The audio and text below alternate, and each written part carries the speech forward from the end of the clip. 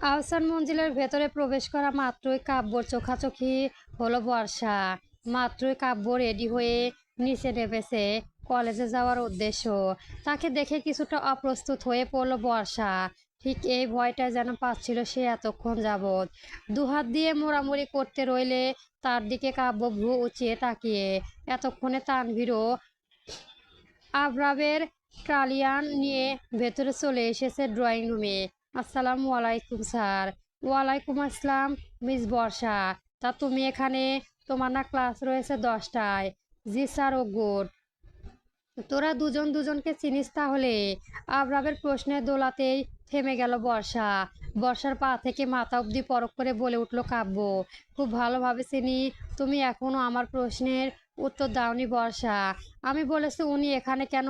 এ- এতটা রুট হোস না ভাই। বেচারি কলেজে যাওয়ার উদ্দেশ্যই বের হয়েছিল, কিন্তু দুর্ভাগ্যক্রমে আমাদের গাড়ি থেকে ক্ষতিও হয়েছে ওনার।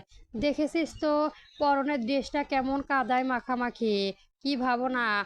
নিয়ে যাও ওনাকে রুমে, তোর রুমে। মাথা নাড়ালো ভাবনা।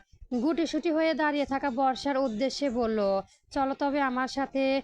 বর্ষাও ভাবনা পিছু পিছু যেতেই উদ্ভূত হলো পাশ হতে। বলে উঠল কাব্য, 10 মিনিট অপেক্ষা করছে এখানে। দ্রুত ফ্রেশ হয়ে নিচে এসো, আমার সাথে যাবে।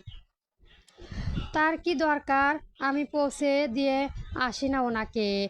আবরাবের চোখাচোখি লাজুক অবয়ন দেখে কিছু একটা আঁচ করতে পারল কাব্য। সকাল সকাল মেজাজটা বড্ড বেশি খারাপ হয়ে গেছে তার। বলল, আমি তো যাচ্ছি কলেজে, মাত্র এসেছি, ফ্রেশ হয়ে রেস্ট নেই। তানভীর, তো ভাইকে রুমটা দেখিয়ে দিস। তানভীরও হাতে থাকা ট্রলিটা নিয়ে সোজা উপরের দিকে হাঁটা ধরলো। এ বাড়িতে ছোট থেকে বড় সব কাজে যেন তানভীরকে লাগে। এইসব বিড়বিড় করতে করতে চলে গেল। উদাস হলো আবরাব। ভাবনা ও বর্ষাকে নিয়ে তার রুমের দিকে চলে গেল। তপ্ত নিঃশ্বাস ফেলে সোফায় গা এলিয়ে দিল কাব্য। একেবারে আবারও কিছুটা অপ্রস্তুত হয়ে রান্নাঘরের দিকে গেল, যেখানে সালেহা ইবনাত রয়েছে। নিশ্চয় আর মামিরা শুনতে পায়নি আবরাব এসেছে, নয়তো এতক্ষণে একটিবারে হলেও তার কাছে ছুটে আসতেন। দক্ষিণ দিকের পরপর দুটো রুম সরিয়ে ডান পাশে রুমটে নিয়ে আসলো ভাবনা বর্ষাকে। অস্বস্তিতে সমশ্রীন বর্ষার এবার রুমের দিকে তো একবার ভাবনার দিকে দৃষ্টি স্থির করলো। ভাবনা স্মিত হেসে আমি একটু আসছি বলে চলে গেল। মাথা নাড়ালো বর্ষা। রুমে বিশাল এক জায়গা জুড়ে আলিশান খাট, চারপাশে দেওয়াল ছাপিয়ে বার কত বড় বড় চিত্রশিল্পীদের হাতে অলঙ্কিত ফটো। রুমের পাশে গোছানো ছোট একটা লাইব্রেরি, যে যেখানটাতে দেখা মিলছে হরেক রকমের উপন্যাস আর শিক্ষা জীবনে কিছু বইপত্র। সব বই এড়িয়ে বর্ষা চোখে গিয়ে থমকালো হুমায়ুন আহমেদের লেখা বৃষ্টিবিলাস উপন্যাসটার দিকে। বর্ষাও টুকটাক উপন্যাস পড়তে ভালোবাসে, এমনকি বৃষ্টির বিলাস উপন্যাসটাও সে পড়েছে, কিন্তু ফেসবুকে। একথা অস্বীকার করা বা নয়। যে ভাবনা নিঃশব্দে উপন্যাস প্রেমিক, কিছু একটা ভেবে নিয়ে উপন্যাসের বই হাতে নিল বর্ষা। এই যে তোমার ড্রেস, আমি এই ড্রেসটা ইউজ করিনি এখনো অবধি। দেখো তোমার গায়ে ফিটিং হয় কিনা। আচমকার ডাকে আলতো চমকিত হলো বই কি বর্ষা। হাতে থাকা বইটা জায়গা মোতাবেক রাখতে দ্রুত সময় নিয়ে নিঃশ্বাস ফেলে নিজেকে সামলে নিল পরক্ষণে। ভাবনার দিকে তাকালে চোখের ইশারায় হাতে থাকা চকলেটে রঙের ড্রেসটা নিতে বলল তাকে ভাবনা। স্মিত হাসলো বর্ষা, বলল, ওয়াশরুমটা সামনে গিয়ে ডান পাশে। আচ্ছা আপু, ধন্যবাদ আপনাকে। কথাটা বলেই ভাবনা হাতের ড্রেসটা নিয়ে ফ্রেশ হয়ে চলে গেল বর্ষা। দীর্ঘশ্বাস ফেললো ভাবনা। কাজ কি জানি মেয়েটাকে দেখা মাত্রই মনটার ভেতরে এমন আনসান আনসান করছে কেন তার। আহামরি সুন্দর তো নয় মেয়েটা। উজ্জ্বল শ্যামলা বর্ণ, চোখগুলো টানা টানা, চেহারার গাড়নটা যেন পুতুলের মতো মায়াবী। সৌন্দর্যই কি আসল? তবে বর্ষার অপেক্ষা ভাবনা তো মারাত্মক সুন্দর। সে কেন কাব্যকে পেল না? সালেহা ইবনাত সর্বক্ষণ ভাবনার আশেপাশ থাকে, কত রকম হেল্প করে ভাবনা তাকে। তবুও কেন ভাবনার অপেক্ষা বর্ষা হলো তার পছন্দের। গুনে গুনে 8 মিনিট সময় নিয়ে ফ্রেশ হয়ে বের হলো বর্ষা। হাতে আর মাত্র 2 মিনিট বাকি। কি জানি টাইমের মোতাবেক না পৌঁছালে কাব্য স্যার আবার তাকে কি পানিশমেন্ট দেয়। সে ভেবে দ্রুত আসলে পরে তার দীক্ষিণ তাকিয়ে রইল ভাবনা। বলল, এত দ্রুত হয়ে গেছে? নিচে স্যার বললেন 10 মিনিট টাইম। আবার হলো ভাবনা।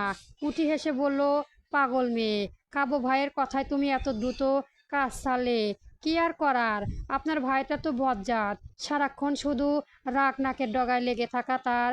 কখনো ইজিভাবে কথা বলছে না তো, কখনো আবার হুট করেই চেঁচাচ্ছে। ভয় পাও নাকি তুমি আবার? কিছু একটা ভাবলো বর্ষা, কিছুটা বিরক্তি নিয়েই বলল, ভয় টয় পাই কিনা জানি না, তবে কাব্য স্যারের সামনে বারবার দাঁড়ালে আমার বুকের বা পাশটায় কেমন ধুকপুক ধুকপুক আওয়াজ শোনা যায়। ও তা, তোমার স্যারকে নিয়ে তোমার কি খেয়াল? বলতে পারো আদায় কাঁচকলাই সম্পর্কে। কোথায় আমি নানাত ননদ, আর কোথায় তিনি আহ্লাদের জল্লাদ। বর্ষা এবারের কথায় ফিক করে হেসে ফেলল ভাবনা। মেয়েটার সাথে কথা বলে মনে হচ্ছে সে পর্যাপ্ত ছটফটে স্বভাবে। এটাও বুঝেছে কাব্যর প্রতি তার তেমন কোনো ইন্টারেস্ট নেই। সরি, হুট করে আপনাকে তুমি করে বলে ফেললাম। আরে ব্যাপার না, তুমি করে ডেকো আমায় তুমি। আচ্ছা আপু, আসছি তবে আমি এখন। এখন শুনে দাঁড়িয়ে পড়লো বর্ষা। বলল, কিছু বলবে কি আমায়? না তোমায় কিছু না। ভাবনা এরূপ কথা হেসে উঠল বর্ষার ঠোঁট। পেছনে ঘুরে দরজার দিকে পা বাড়াতেই ভয়ে ঢোল দিল পরপর। আপনি এখানে? বর্ষার দিকে কিছুটা রাগ নিয়ে তাকিয়ে রইল কাব্য। হাতে থাকা কালো রঙের হাত ঘড়িটার দিকে দৃষ্টি আওড়ালে চাপা খোপে বলল, টানা 5 মিনিট 19 সেকেন্ড লেট। এতটা কেয়ারলেস কেন তুমি? Sorry sir. মাথা নুনিয়ে আনলো বর্ষা। তাকে এভাবে মিনিয়েট মিনিয়েটে যেতে দেখে ভাবনা বলল, থাক বোকা, বকো না আর ওকে। বাচ্চা মেয়ে ভয় পেয়ে যাবে। যাও বর্ষা, তুমি কাব্য ভাইয়ের সঙ্গে যাও। তপ্ত নিঃশ্বাস ফেলে কাব্য নিচের দিকে হাঁটা ধরলে বর্ষা ধীরে পায়ে তার পিছু পিছু ছুটল। ভাগ্যিস কাব্য স্যার তার বলা কথাগুলো শুনতে পায়নি। নামনাগাদ কাব্যর সাথে বর্ষাকে দেখে অবাক হলো সালেহা ইবনাত। হাঁ হয়ে একবার ছেলের পানে তো আরেকবার বর্ষার দিকে তাকালে দৃষ্টিদ্বয় নিচু করে মৃদুস্বরে বলল, বর্ষা, আসসালামু আলাইকুম আন্টি। ও হা, ওয়ালাইকুম আসসালাম আমুজান। তুমি আমাদের বাসায় চিনলে কিভাবে? যাই হোক, তোমার আম্মু আব্বা নানু জান এরা সবাই ভালো আছে তো? সালেহা ইবনাত রইল বর্ষা। বললেন, জি আন্টি, আলহামদুলিল্লাহ ভালো আছেন। বাড়ির সবাই? কিছুটা অবাক হলো আবরাত।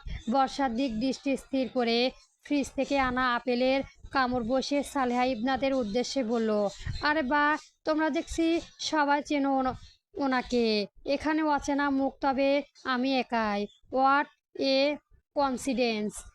এখন এত কিছু বলা বা শোনার টাইম নেই আমার। মিস বর্ষা, গাড়িতে গিয়ে বসো। কাব্যর এরূপ কথা তপ্ত রাগ দেখালেন সালেহা ইবনাত।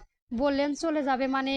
মেয়েটা প্রথম আমাদের বাড়িতে এসেছে, কিছু মুখে না দিলেই চলে যাবে নাকি? তুমি কি এখানে খেতে এসেছো? খাওয়াটা ইম্পর্টেন্ট নাকি কলেজের ক্লাসটা ইম্পর্টেন্ট?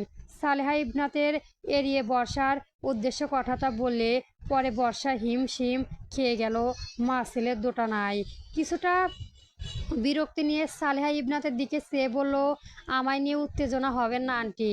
খেয়ে এসেছি আমি বাসা থেকে। আমি বরঞ্চ আজ আসি। সালেহা, সামনে পিন টেস্ট রয়েছে আমার, বুঝতে পারছেন? পড়ার বড্ড চাপ রয়েছে। শোনা হয়ে গেছে। এবার চলো, নয়তো আমার হাতে অত টাইম নেই যে এখনো দাঁড়িয়ে দাঁড়িয়ে তোমার কথা শুনবো। কাব্যর কথায় হতাশ হলেন সালেহা ইবনাত। কিছুটা কাছে আসলে শেষে বর্ষার দিকে এগিয়ে গালে স্পর্শে শুয়ে চুমু খেয়ে পরে বললেন, আবার এসো তবে একদিন। তোমার ওই মা তোমার অপেক্ষায় থাকবে চিরদিন। ওষ্ঠদয় ফাঁক হয়ে এলো বর্ষার। স্মিত হেসে মাথা নাড়ালে পরে আবরামের দৃষ্টি বর্ষার দিকে মুগ্ধ নয়নে তাকিয়ে। মেয়েটাকে যেন তার বড্ড বেশি ইন্টারেস্টিং লাগলো। এ পরিবারের কিছু একটা ব্যাপার রয়েছে তার ভেতরে। বর্ষা গাড়িতে ওঠা মাত্রই প্রচণ্ড জোরপূর্বক দরজাটা লাগিয়ে দিল কাব্য। আচমকা এরকম কড়াই শিউরে উঠল বর্ষার শরীর। মনে মনে ভাবতে রইল, এনার আবার কি হলো? উত্তরহীন বর্ষার কোনো প্রতি উত্তর না পেলে চুপ মেরে বসে রইল শেষে। কিছুক্ষণের মধ্যে কাব্য ড্রাইভিং সিটে বসে গম্ভীর কণ্ঠে বলল, স্টিল বেল লাগাও। জি স্যার, কথাটা বলে নিয়ে স্টিল বেল নিয়ে টানাটানি শুরু করে দিলে বিরক্ত হলো কাব্য। বর্ষা হাতটা শক্ত করে হাতে চেপে ধরে দাঁতে দাঁত চেপে বলল, একটা কাজ ঠিকভাবে করতে পারো না তুমি? কি পারো তুমি? লোকের গাড়ির সামনে পড়তে আর চেনা নেই জানা নেই গাড়িতে উঠে বসে পড়তে। হুট করে কাব্যর এমন বাজে ইঙ্গিতের কথা বলায় বর্ষা যেন আকাশ থেকে পড়ল। এ লোক তার সাথে এভাবে কেন আচরণ করছে? বার্ষিক বর্ষা কি ছেঁচড়া নাকি যে লোকের গাড়ির সামনে গিয়ে পড়বে? এভাবে কি তাকাচ্ছ আমার দিক? হাত সরাও। দ্রুত হাতটা সরিয়ে নিল বর্ষা। কাব্যর চোখ মুখ কেমন থমথমে হয়ে আছে। বিরক্তিতে মাথায় রক্ত চড়ে যাচ্ছে যেন। সিট বেল্টটা লাগিয়ে দিয়ে গাড়িতে স্টার্ট বসলো এবার কাব্য। বেনু বনে যাওয়ার বর্ষা লজ্জায় অপমানে চুপচাপ বাহিরের দিকে মুখ ফিরিয়ে নিল কাব্যর থেকেই।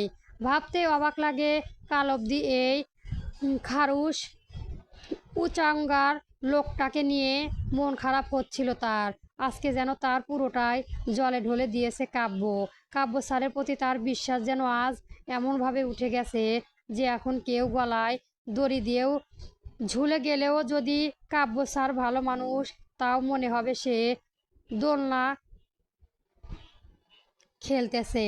পরবর্তী গল্প পেতে আমার চ্যানেলটি সবার আগে সাবস্ক্রাইব করে রাখবেন। গল্প প্রিয় বর্ষা চলবে।